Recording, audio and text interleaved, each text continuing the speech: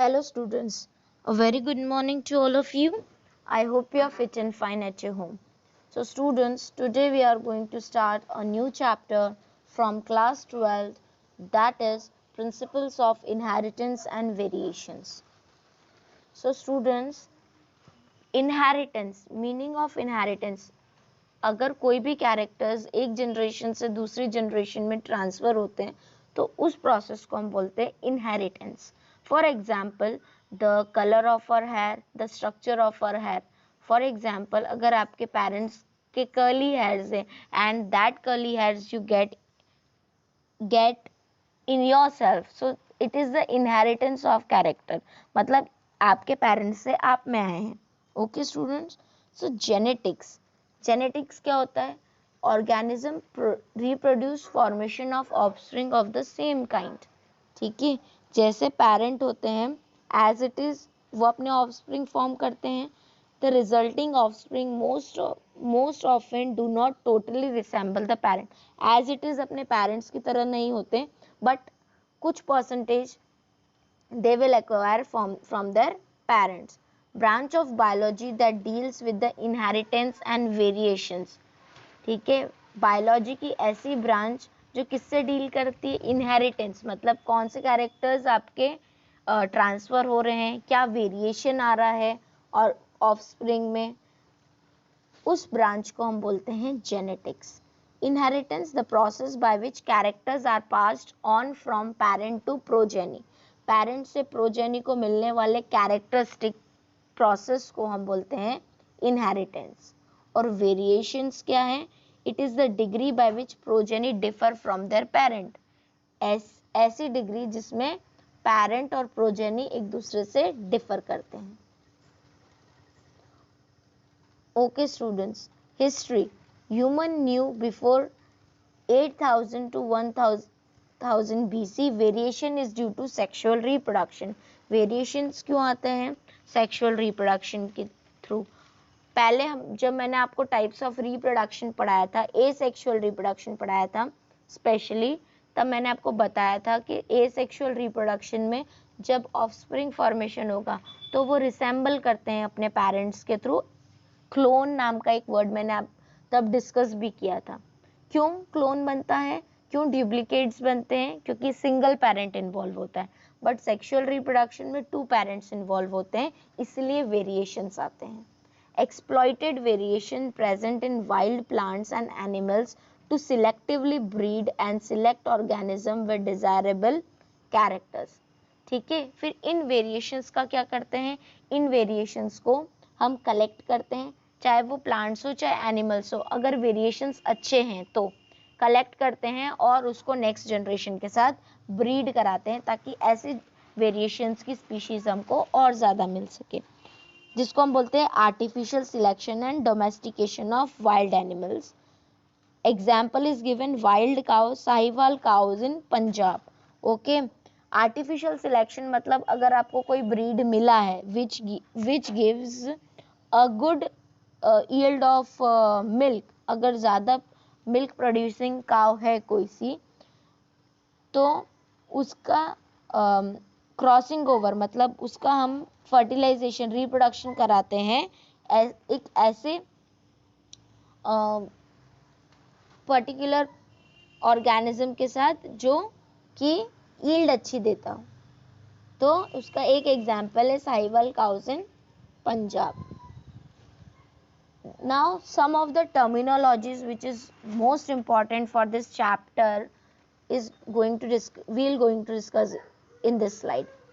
Genetics अभी मैंने बताया, genetics is the branch of life science that deals with the study of heredity and variations. Genetics एक ऐसी branch है science की जो हेरिडिटी और वेरिएशन के साथ डील करता है. अब हेरिडिटी क्या है? हेरिडिटी मैंने आपको बताया, transmission of characters from parents to their offspring. Okay, variations क्या है? Variation is the degree which tells us about the difference between parent and offspring. एक ऐसी डिग्री जो हमको डिफरेंस बताती है पेरेंट्स और ऑफस्प्रिंग के बीच में. Hereditary variations, these are genetical and inheritable. ठीक है, कैसे होते हैं हेरिडिटरी वेरिएशंस, जो जेनेटिकल भी होते हैं और इनहेरिटेबल्स भी होते हैं। एनवायरमेंटल वेरिएशंस क्या होते हैं, these are acquired and non inheritable. मतलब एनवायरमेंटल वेरिएशंस ऐसे होते हैं जो हम एक्वायर करते हैं खुद। जब हम एक्वायर करेंगे मतलब कि फॉर एग्जांपल अगर आपको बेल रिंग करनी है तो बेल रिंग कोई इनहेरिटेबल कैरेक्टर्स नहीं है जो आपके पेरेंट्स से आपको मिलता है, आप उसे सीखते हो। ठीक है, तो ये क्या हुआ, एक्वायर्ड कैरेक्टर हुआ और ये इनहेरिटेबल है, मतलब generation to generation pass on नहीं होगा। Gregor John Mendel, Gregor John Mendel को हम बोलते हैं फादर ऑफ जेनेटिक्स। बहुत इंपॉर्टेंट है स्टूडेंट्स, एग्जाम्स में भी आता है that who is known as the father of genetics. The Gregor Mendel is known as the father of modern genetics. Gregor Mendel developed the principle of heredity while studying 7 pairs of inherited characters in pea plant. ठीक है, Gregor मंडल जो है उन्होंने develop किया था principles of heredity जब उन्होंने 7 pairs study किए थे inheritable characteristics of P plants. मतलब उन्होंने पी प्लांट लिया और उसके डिफरेंट डिफरेंट कैरेक्टर्स को स्टडी किया। Although the significance of his work was not recognized during his lifetime, it has become the basis for the present day field of genetics.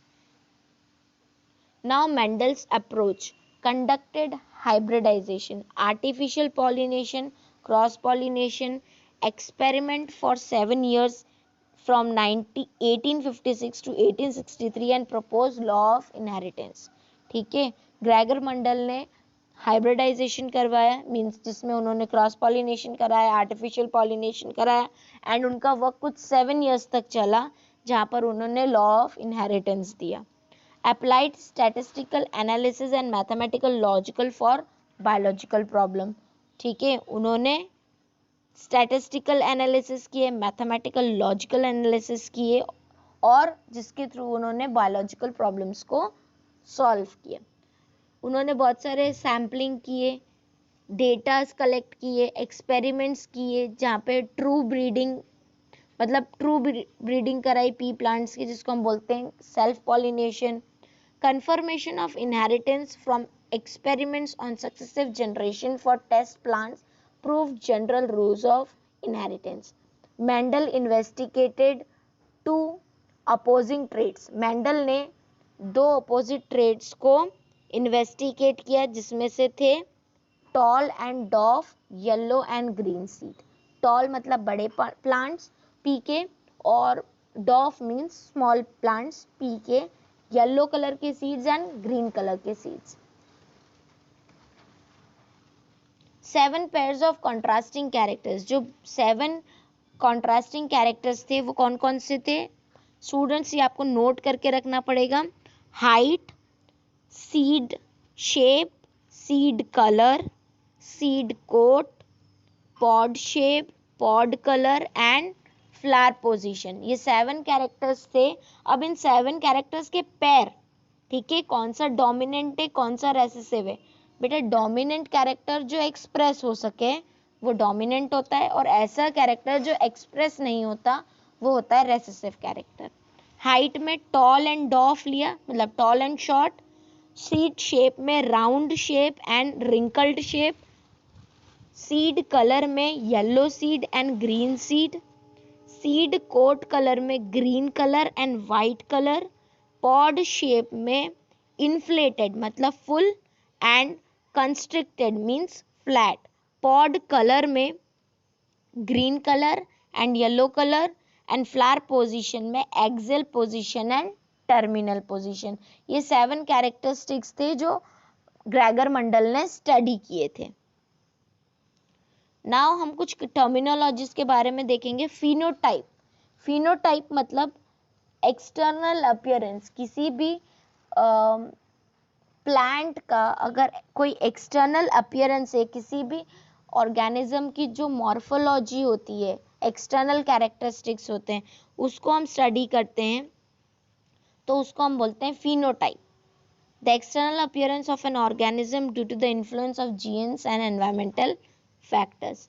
Genotype जो होता है वो genetic constitution होता है, ठीक है, मतलब जेनेटिक मटेरियल जो भी होता है वो रिस्पॉन्सिबल होता है, तो उस टर्म को हम बोलते हैं genotype. Then phenotypic ratio, the correct proportion of phenotype in population. ठीक है, कितने फिनोटाइप प्रेजेंट है एक प्रपोर्शन में, उसको हम बोलते हैं phenotypic ratio. Genotypic ratio means correct proportion of genotype in population. एक पॉपुलेशन में कितना जीनोटाइप प्रेजेंट है, कितना प्रोपोर्शन ऑफ जीनोटाइप प्रेजेंट है एक पॉपुलेशन में, उसको हम बोलते हैं genotypic ratio. Homozygous, the individual having identical genes in an allelic pair of a character. ठीक है, अगर सेम आइडेंटिकल जीन से, एक जैसे जीन से, सिमिलर जीन से, तो वो होमोजाइगस होते हैं। एग्जाम्पल आप देखोगे यहाँ पे, कैपिटल टी, दोनों कैपिटल है या फिर दोनों स्मॉल है, कोई कैपिटल कोई स्मॉल ऐसा नहीं है।